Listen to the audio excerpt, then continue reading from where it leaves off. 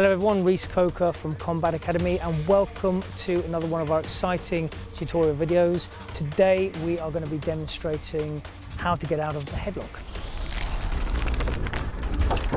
Okay, so the headlock is one of the most common attacks. You probably remember it from school, the good old-fashioned headlock where they get you here, maybe they start wailing on you at the same time. Now the headlock tends to come in two forms. It's either quite high like this, or it's very, very low, and you need to know how to get out of both of those techniques. So the leg position when we're talking about a headlock defense is very, very important, and it's the same whether it's a high headlock or a low headlock.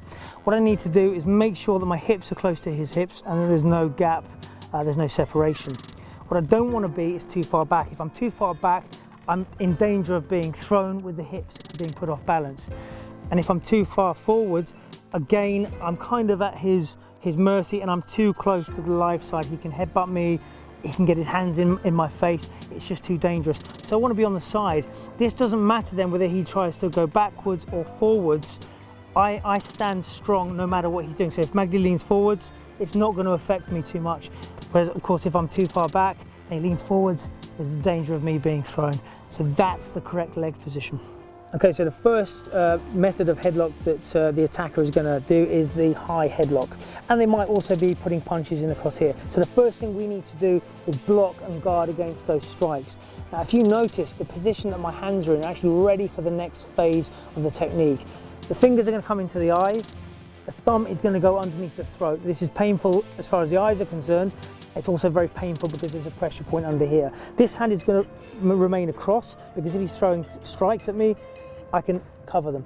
This hand here, my left hand, is also going to put pressure under the chin, and it's going to do that in the form of a strike or a push.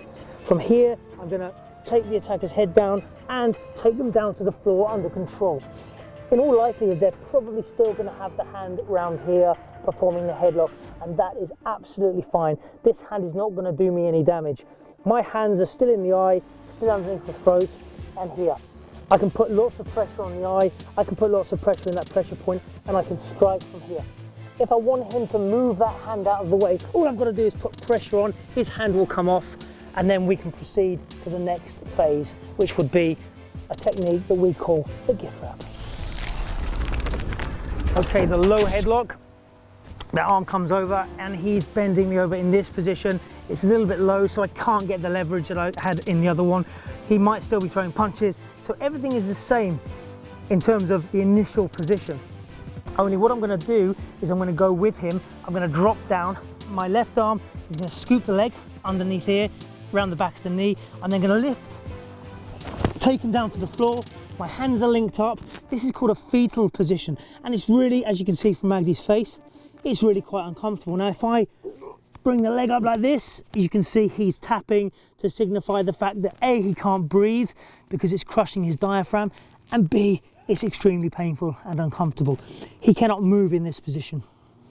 I hope you enjoyed this tutorial. Stay tuned and keep subscribed, because next time we are going to be talking about one of my favorite techniques, the gift wrap.